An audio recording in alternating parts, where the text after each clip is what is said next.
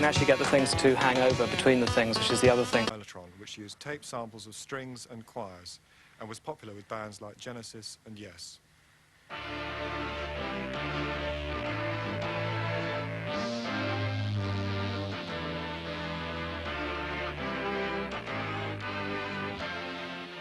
Delightful, but the Mellotron was incredibly unreliable when it came to performing live. Genesis keyboard player Tony Banks. The Mellotron was a notorious instrument. It was put together, the early one I had, which was a sort of great big thing. I mean, they really did make it out of whatever they could lay their hands on. It used bicycle chains and vacuum cleaner motors, you know. And they had these ridiculous large kind of drums with tape on them. And I mean, incredible technique of searching the tapes to find the right tone and everything, which they had. And the whole system just went wrong all the time. And we had to use it. We got to the stage we were rebuilding it every night because it was structurally so unsound, and it was real chaos. The breakthrough. First and foremost, you know, I'm a songwriter, and therefore I'm interested in writing accompaniments for my own songs and for other people's songs. You know, that's the main thing I do, really. The idea of playing lead when I first came to the group was I never played lead. I mean, I wasn't really interested in that originally. But then, obviously, once you get the keyboards and you hear sounds, and you start to have played melodies rather than sung melodies. And I always look upon my, you know, whatever kind of solos, call them what you will, more like kind of little sort of instrumentals, if you like. I tend to sort of write them as carefully as I'd write a vocal tune, and that's the melody. And most of the time, you wouldn't improvise much from them.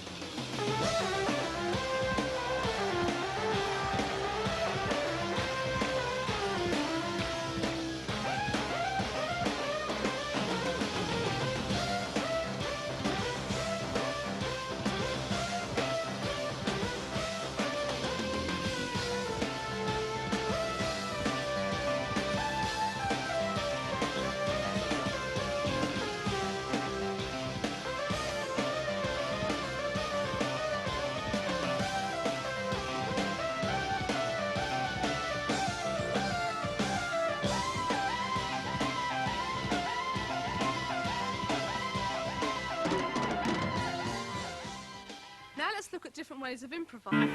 With synthesizers around, this question of voices and voicings becomes even more involved.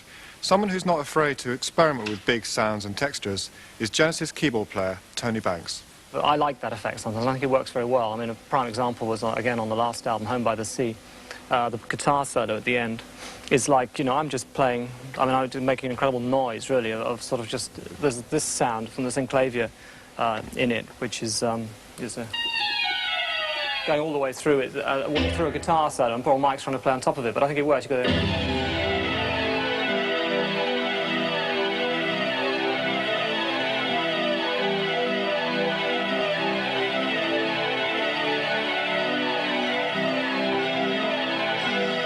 that effect, you know, and it just sounds great, I think, in the context. You know, you really can't distinguish anything apart from this guitar that sort of saws out the middle of it all, and behind it, it's just like everything's going, all hell's breaking loose. I mean, it's supposed to be a sort of ghost story of the song, you know, so the idea was that everything was sort of coming at you. Typical example from the early days was the section from Supper's Ready, which we called Apocalypse in 9/8, for lack of a better title.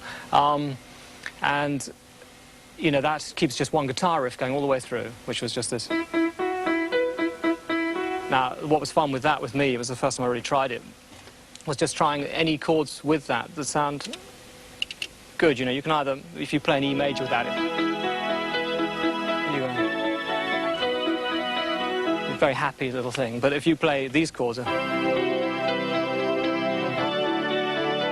it has a more dramatic sort of feel, you know, and which is how we did it really, just sort of built it up, so built up in fact to the dramatic chords and brought the vocals back in when it got to the most dramatic chord in the thing, and then the whole thing sort of took off, I think, and it was the real peak of the song. A very important sort of feature. It's just quite fun how you can change the character, I think, of a note.